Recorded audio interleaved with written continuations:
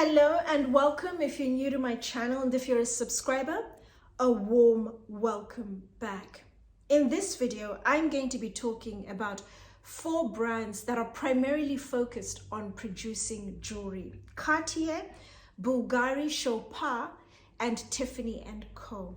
But over the last few years, they've started producing and retailing other non-jewelry products. And the product they have in common is handbags, which I'm going to be focused on in this video. I'm going to start the video by giving my thoughts as to why I think a jewelry brand would start producing handbags, for example. And then I'll finish with my thoughts on each brand's best-selling, most iconic, most popular style. I'm Anesu Sagonda, and I produce educational luxury content for anyone after the finer things. Whether you're new to money and wanting to learn how to navigate the terrain, or you're into luxury but you want to focus more on quality under the radar brands, or you're young and starting out in life and wanting to reap the benefits of buying quality from the get-go, then my content is geared towards you.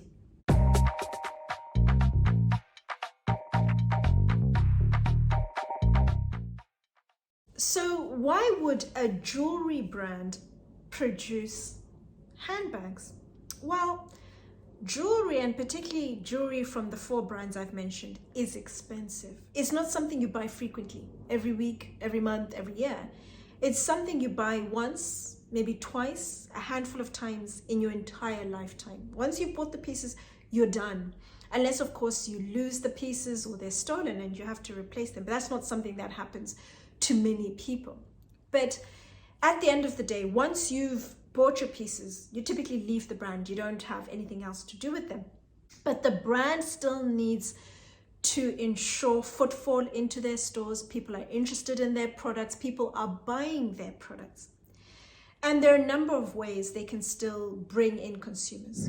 One of them is collaborations.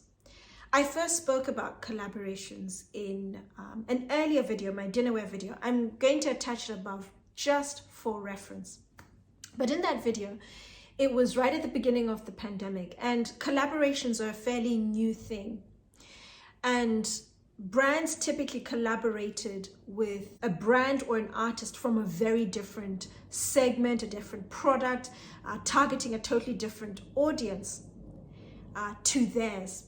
So in the dinnerware video, I mentioned Pharrell Williams, a huge hip hop artist, collaborated with Christopher. Their 2 audiences would otherwise have never ever come together. So the concept's still the same. A lot of brands are still doing the same thing, going for a very different product they wouldn't otherwise have access to its audience and inviting them over into their world. So within the jewelry world, you've had, for example, Susan Kaplan collaborating with a furniture designer, Jonathan Adler. You've had Fabergé, who produced the exquisitely ornate eggs, collaborating with Irish craft whiskey. You've had one of the most recent, one of the most high profile, Patek Philippe, collaborating with Tiffany and Co. Their audiences were similar, if I'm honest. But this was a no-brainer in terms of a highly sought after watch, the Nautilus, in the legendary Tiffany blue. The watch literally sold out long before it was produced and went on to sell for multiples on the secondary market. So collaborations are absolutely fantastic. You gain access to a totally different audience you'd otherwise never have access to. The second is targeting a much younger audience. I first spoke about this whole concept in the Celine video, which again I'll attach above just for your reference. And in the Celine video, I mentioned Celine realized that during Phoebe Philo's time, 2008, 2018, Celine was focused on producing clothes that were very good quality, high quality, classic in terms of the design, expensive, and typically geared towards an older audience, which a lot of young people would not be able to afford, even if they liked their clothes. And one way for them to maintain longevity, for the business to continue to be profitable, was to focus on getting a younger audience. And what Celine did very well, and a lot of other brands are now following, is created a selection of clothes that were incredibly relevant in terms of the styles, the price point, crop tops, jeweled jeans, at prices that a younger generation could afford. That way, they introduce the brand to them, they get to know it, they like it. And as they grow older, they're familiar and like the brand, and therefore will progress to buying the pieces that are more expensive. Tiffany and Co have done exactly the same. They have produced a much cheaper line for a younger audience. You have, for example, Return to Tiffany range, young, trendy, youthful designs. They also have the Elsa Peretti collaboration, a lot of their silverware. And I'm somebody who is a living testament of Tiffany silverware. All of my silver jewelry, I have 3 pairs of studs, a small, medium, a large pair.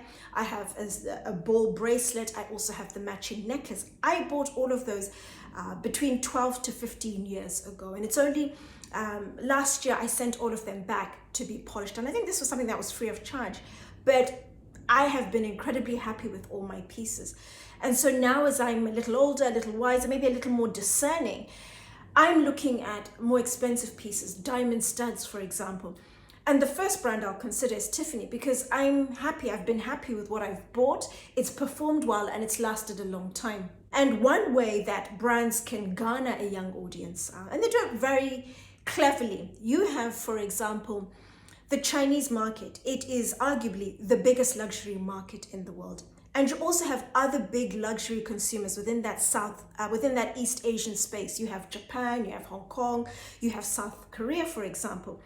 And what they've done is very strategically chosen global brand ambassadors that speak to the younger audience.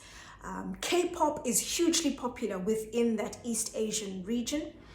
And the most popular, the most awarded girl group is Blackpink.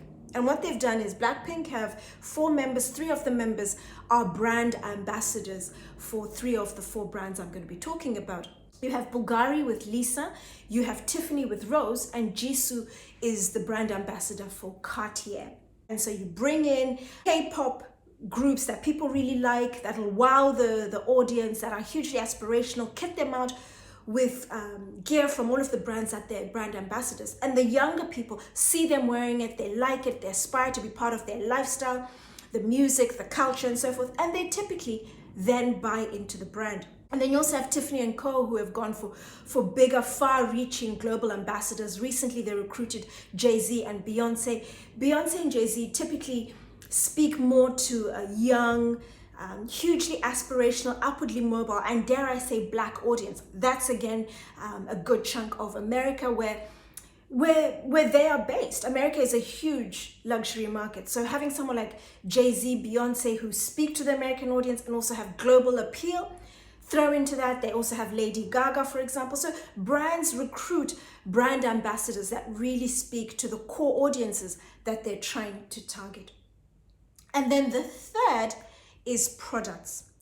And what brands will typically do is play off some of their most iconic, best-selling, the most popular styles, and create products that are linked to that popular item. So for example, Bvlgari have done it incredibly well.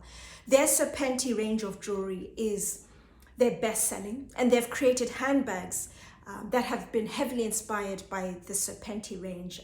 You'll see the clasps on bags, the handles, for example. And people who have bought the Serpenti jewelry range have the option to then buy additional products, handbags that also chime into the Serpenti range that they like. Or you have consumers who can't quite afford the Serpenti jewelry, for example. And one way to either dabble into the brand is buy a handbag. It's at a much more favorable price point in comparison to the jewelry. And then maybe when they're in a better position financially, they can upgrade and buy the jewelry. Or they're just happy with an alternate product, but it's still part of the famous, the iconic Serpenti range. So that's just 3 core areas: collaborations, targeting a younger audience, and just producing additional products that jewelry brands will do to garner a new audience. Because jewelry, as I said, and especially from the 4 brands, is expensive. Once you've bought it, you're done, but they still need to create business. 3 general areas, I know. It's a lot more nuanced, a lot more sophisticated, but that I just wanted to give you a very broad overview. I'm going to kick off with Bvlgari, a brand I have spoken about in detail, and I'm going to attach the video above. And recently I was asked to update that video. Bvlgari are the first true jewelry brand to produce handbags, and they've set an incredibly high benchmark for all the other jewelry brands that have followed. Their craftsmanship, the leathers they use, all fantastic. And as I've said before, their bags are typically occasion bags when you consider the styles and also the colors that they use. Cartier have produced bags in the past, but as you know, if you've been watching my channel for a while, I am a huge fan of brands that produce one thing and they do it very well. When brands start doing a number of things, it becomes a little tricky. So although I've seen Cartier bags online in passing, I've never really paid attention to them because Cartier is a jewelry brand first and foremost and not a handbag brand. And I've understood from a business point of view why they are producing the bags. So yes, Cartier have produced bags in the past and they were well before Bvlgari, but Bvlgari is the first true brand, jewelry brand to do it and to do it very well. As I mentioned in the original video, Serpenti Forever line has done incredibly well. And recently they have added another new line called the Serpentine. That's how it's pronounced in English. Italian, it might be Serpentine. I'm not too sure, but I'm sure someone will correct me in the comments down below. And within the Serpentine range, there are two styles. There's a pouch, which comes in two sizes, and also a top handle bag, both in smooth calfskin. I like Bvlgari smooth calfskin because it has a very subtle sheen and very gently textured. It has a very gentle grain pattern to it. Very, very gentle. But what I like is it's not one of the most delicate of smooth calfskins. It doesn't scuff as easily, it doesn't mark as easily as some of the other brands in the market. The pouch, as I mentioned, comes in two sizes. The small size to me is just not practical because it's a very small bag. Open it as wide as it'll go, and my phone, I have a small iPhone 13, doesn't even fit. When I carry a bag, I want everything to fit. I don't want to carry a bag and then other things in my hand. Everything in the bag, and I can just focus on whatever it is that I'm doing. The other thing is when you open the bag and you put your hand in, I noticed that the mechanism, the clasp on the inside, the bottom edges are very sharp. I would have expected the brand, especially at this level of luxury, to have either squared them off or rounded them. If you put your hand in quickly, the edges are sharp enough for you to graze your hand. That's something that I tried out. And sometimes you just put your hand in, you want to try get something quickly. You're out in a nightclub where you typically carry a pouch like this, put your hand in and you could graze yourself. So that's something I noticed, but the size is just impractical. What it'll literally take is, it won't take a phone. It'll take maybe credit cards, a bit of money, a very small set of keys, lipstick, and a tiny compact. That's it. And Bvlgari bags are over £2,000, whereas I'd be more inclined to recommend the bigger size. You also have the option to add a strap. They have little tabs you can flip up or down and hide, and then you can add a strap and carry the pouch crossbody or over the shoulder. What I do like about the pouch is it has a yellow gold clasp on top, the Serpenti going across with the colored eyes. That's where the attention is, the ornate Serpenti clasp, because the rest of the bag is simple. It's a very simple pouch shape, but all the attention is on the yellow gold, the ornate clasp, and that's why it's yellow, so you notice it. It stands out for the right reasons. The second style I want to talk about is the top handle bag. It comes in a number of colors. There's pink and ivory, the new spring summer colors. I think I've seen it in a bronze color, a gold color, I think a black as well. But it also comes in a gray, and I give Bvlgari 10 out of 10 for this particular gray color. It is an arresting color and style. The two come together incredibly well. It's a bag I would describe as, it's poised, it's very well groomed, very well thought out. When I say a bag is poised, it's a bag that if you place it on a table, on a surface, on a counter, wherever you place it, it's a bag that stands to attention. People will notice it because it'll bask in its elegance, in its simplicity. The design is outstanding. When I say well put together, well, look at this bag. well, I'll talk about well put together and well groomed together. Look at this bag, two very different components. You have the yellow gold handle. That is done for a reason. It's done for effect. The yellow stands out. When you look at the bag, you notice the yellow straight away. It's a beautifully ornate handle with the serpent's body, and then the head of the serpent has the colored eyes. And then the rest of the body of the bag, where you place your contents, it's gray, and the hardware around that is a muted color. So you look at that in its entirety, it all comes together. You don't look at the bag and see yellow hardware that would draw your attention to that, but you just look at the gray, the Bvlgari, the hardware blends in. So you look at that and think, oh, this is beautiful. And then you look at the handle, and the two together are very well put together, very well thought out, because it's two distinct things you're looking at on the bag, and they're both executed beautifully. It's a bag I would carry either in the crook of your arm or as a top handle, never as a crossbody or over the shoulder. It does have a strap. You just cheapen and lower the tone of this bag. This is an incredibly elegant bag. It's beautiful, very well thought out, and the color combinations are absolutely exquisite. I really like this bag, and it warrants I think it's £2,800 that it's worth. You'll get your money back in terms of the quality, the performance, and of course the compliments. It's a standout bag. The next two brands I'm going to talk about are Cartier and Chopard. Please bear with me. I'm going to be very conscious and deliberate in terms of the words that I use, because I don't want to say anything that's libelous. As I've said before, I am loyal to quality and to telling my viewers this. I'm not loyal to a particular brand, and I'll always tell you if something is good or something is bad. The first brand, Cartier, as I mentioned, they've been producing handbags for a while, but I've only just started to notice them now because of this video. And I went in and looked at all of their bags in a lot of detail. What stood out first and foremost when I just looked at the array of bags is that Cartier, when I think of Cartier as a brand, they are under a lot of pressure because Cartier is the biggest, the best selling branded jewelry brand in China. And China, as I said before, is a big luxury market. They have a huge captive audience. They're under pressure to make sure they maximize sales from that captive audience they have, and that they're always looking for new opportunities to make sales and make money for the brand.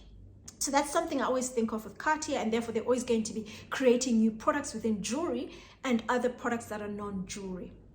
When I look at their handbags, what stands out is they're very cleverly, and I understand any brand that does this, copied what works for other brands. Bvlgari is the leader when it comes to a jewelry brand producing handbags, and they've copied some of their designs. Firstly, the cabochon that I recently spoke about in the video that I attached earlier, they have created a variation of that. It's worked well for Bvlgari, so why not copy someone who has been successful with a particular style? You'll see they have similar leather. It's a textured, puffy calf skin. The strap is very similar, part steel and then the leather. And then they've also created an ornate clasp on the front. The bag is fine. I like it. I would recommend it. I would consider it. I have no issues with it. They've also done the same with the top handle, the Serpenti Forever top handle, which is the best-selling line for Bvlgari, the most popular. They've created their own variation of a top handle bag, and then of course they've thrown in an ornate C clasp on the front. And again, a beautiful bag I have no issues with. Then they've gone on to copy a bag, or rather be inspired by Chanel with their best-selling style, the classic flap. Now this is where I have an issue, because Cartier have pretty much come in and said, we're going to use our massive brand equity, the high value people hold our brand in, and use that to then influence our other products, produce products, and people will buy them because they are Cartier. The same hasn't worked for this particular style, the double C. The double C, as Cartier have told me, is their best-selling, their most iconic style, the one people consider as the Cartier bag. Now, when I looked at it, I really like it. Aesthetically, it looks beautiful. Smooth calfskin, but it's a more delicate calfskin, and it's a calfskin that potentially dries out like the one from Christian Dior, I think it's the Petit Montagne, if I remember correctly. And I noticed quite a few bags in different stores had subtle white blotches. And I've yet to figure out what is that, but I noticed that on the back of a number of bags. But with this particular bag, I like it aesthetically. But then where it starts to fall apart is you open the bag, and if you look at the back, the leather creases. Put it down and you can see that the crease marks remain. Now imagine if you use this bag every day of the week, Monday to Friday, you're opening and closing it 4, 5, 6 times. Over time, the marks from the creasing of the leather will become deeper and deeper until you get to a point where the leather will actually split at some point. But that depends on usage and how frequently you're using the bag, how quickly you'll get to the point where the lines get deeper and deeper. That to me is a no-no, especially at this level of luxury. Again, Cartier bags, you're talking over £2,000 a pop. And then on top of that, when you lift the flap, there is a big lump in the back. You can feel the lump, you can see the lump. That is a design issue and a big no-no at £2,000. You have the leather issue of the wrinkling, you have the lump at the back. Your money is better placed with another brand, or putting that money literally in an envelope and donating it to charity or a worthy cause, because they would benefit more from that money than you would from the bag, because it's a bag that will cause you problems in time to come. And I don't know if this is something Cartier are aware of. They must be. When the bag was designed, they must have looked at it. I don't know if brands have focus groups where they recruit people who are independent of the brand and try the products and give them feedback, good and bad, because it's something that's important, and I've done for other brands, because you can't sell a product at a premium that Cartier are selling, and then you have these kind of issues at this level of luxury.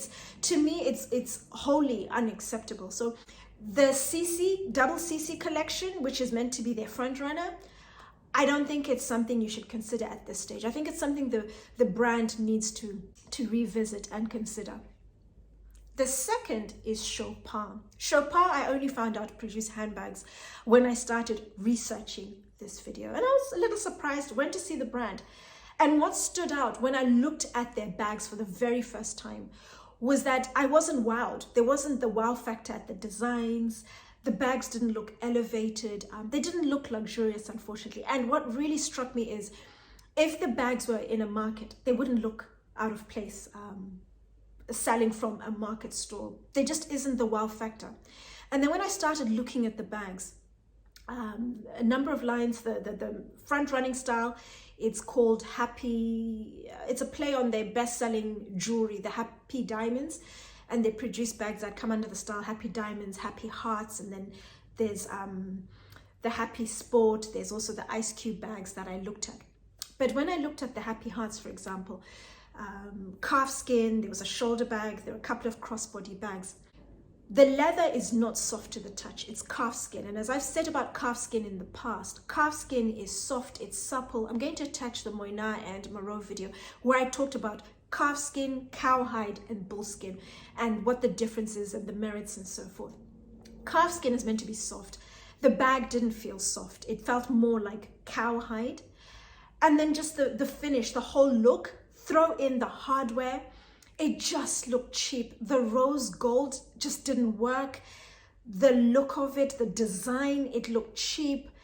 It didn't look elevated or appealing. It didn't look like luxury. Oh my gosh, this is an expensive product. Their bags typically retail for between £1,000 and £1,500. Then when I looked at, for example, the Happy Hearts with the floating diamond, it's meant to be one of their best-selling clutches with the floating diamonds inside. The diamonds make noise. It's like, it's a little rattle. To me, that's not how it, I wouldn't want a bag that rattles. If I'm walking into the theater, the ballet, it's meant to be, you're meant to be quiet. And then people they hear my bag before they see the bag. I just didn't like that particular concept. And maybe that's my age coming through. But just the noise, the rattling, I didn't like it. Aesthetically, the hardware, I just didn't like the entire product. And then on top of that, there's a style called the Ice Cube. They have a couple of sizes. And the particular one that I looked at, if you open the inside, it's just cloth on the inside. And this bag is over £1,000. And it's the first time I've seen a luxury brand with just cloth on the inside.